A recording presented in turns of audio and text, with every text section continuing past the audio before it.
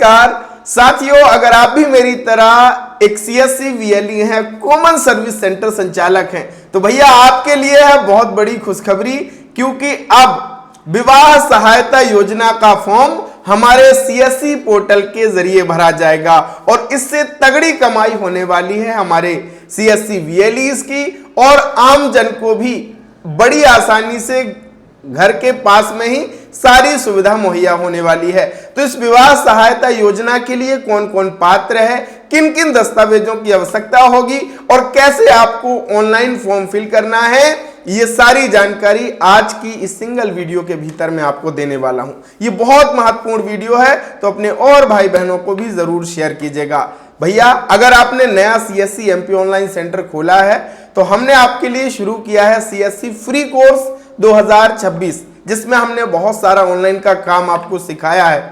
तो अगर आपने वो कोर्स ज्वाइन नहीं किया है तो डिस्क्रिप्शन में दिया है डिजी डूंडी इन्फो ऐप का लिंक, उसके भीतर जाकर के सीएससी फ्री कोर्स ज्वाइन कीजिए।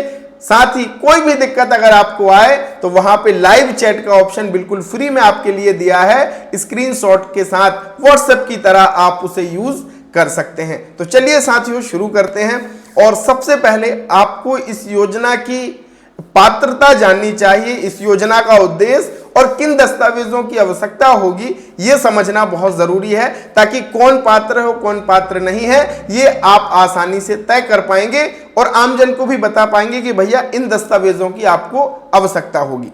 तो इसके लिए मैंने पूरा आदेश ही निकाल लिया है, ये श्रम विभाग मंत्रालय का ये आदेश है, और यहाँ पे आप देखेंगे श्रम विभाग अंतर्गत मध्य प्रदेश श्रम कल्याण मंडल की सेवा क्रमांकीय विवाह सहायता योजना का लाभ प्रदान करने के संबंध में। इस योजना का जो उद्देश्य है साथियों, संगठित क्षेत्र के श्रमिक कर्मचारी की अधिकतम 2 पुत्रियों तक अथवा स्वयं संस्थान स्थापना में कार्यरत महिला श्रमिक या कर्मचारी को विवाह हेतु आर्थिक सहायता प्रदान करना इस योजना का मूल उद्देश्य है। इसके लिए अब कौन कौन पात्र है, तो यहाँ पे पात्रता की शर्तें भी लिखी हुई हैं कि आवेदक श्रमिक मध्य प्रदेश श्रम कल्याण निधि अधिनियम 1982 के प्रावधानों के अंतर्गत आने वाली औद्योगिक संस्थान स्थापना में कार्यरत हो तथा उक्त औद्योगिक संस्थान स्थापना से मंडल को निम्नानुसार अविधाय प्राप्त होता हो।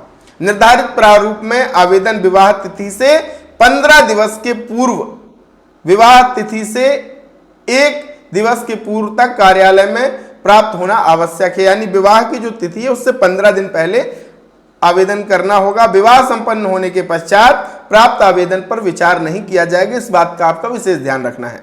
विवाह के समय श्रमिक की पुत्री अथवा स्वयं महिला श्रमिक कर्मचारी वधू की आयु 18 वर्ष से अधिक होनी चाहिए। आवेदक श्रमिक का संस्थान स्थापना के विगत 1 वर्ष से निरंतर सेवा में हो एवं आवेदन दिनांक को उसका संबंधित संस्था स्थापना में कार्यरत होना चाहिए। ठीक है। आवेदक द्वारा किसी अन्य शासकीय विभाग से विवाह हेतु सहायता प्राप्त नहीं की गई हो, वरना इस योजना का लाभ प्राप्त नहीं होगा। ठीक है, ये हो गई पात्रता सारी चीजें। अब क्या क्या डॉक्यूमेंट्स लगेंगे वो जान लीजिए, उसके बाद कैसे आपको अप्लाई करना है वो मैं आपको बताने वाला हूं। तो आपको सबसे पहले निर्धारित प्रारूप में भरा गया आवेदन पत्र, जिसमें नियोजक के प्रबंधक की सील साइन होना चाहिए।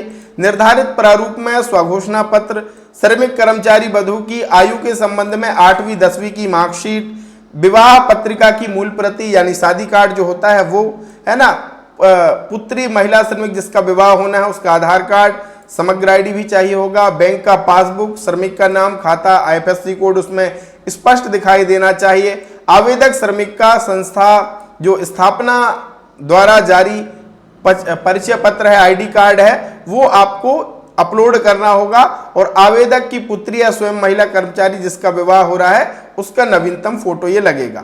अब आपको अपने डिजिटल सेवा पोर्टल से इसकी एंट्री ऑनलाइन करनी होगी। कैसे, तो आपको डिजिटल सेवा पोर्टल ओपन करना है, यहाँ पे सर्च करना है एमपी ई डिस्ट्रिक्ट, यहाँ पे आपको सर्विसेज पे आ जाएगा, और यहाँ पे सबसे पहले आपको कनेक्ट करना होगा डिजिटल सेवा कनेक्ट।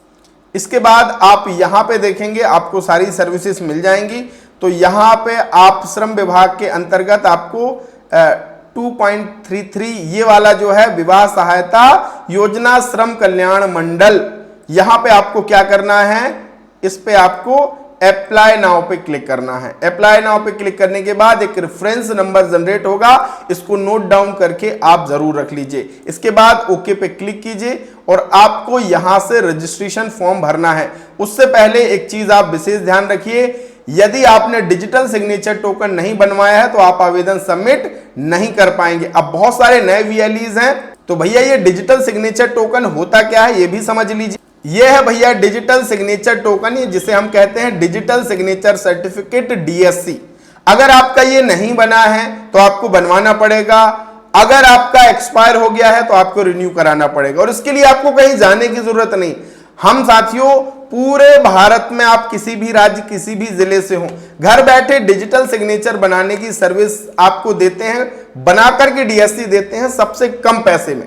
तो अगर आपको अपना डिजिटल सिग्नेचर बनवाना है बिना किसी समस्या के, बिना परेशान हुए, तो ये मेरा व्हाट्सएप नंबर आप देख रहे हो, इसको आप सेव भी कर लीजिए और इसमें डीएससी लिख करके आप मैसेज कर दीजिए। 2 साल 3 साल का आपको डीएससी बनवाना है, सबसे कम पैसे में मार्केट में हम आपको घर बैठे बना करके देने वाले हैं। तो देर किस बात की, फटाफट आप मुझे व्हाट्सएप कर दीजिए।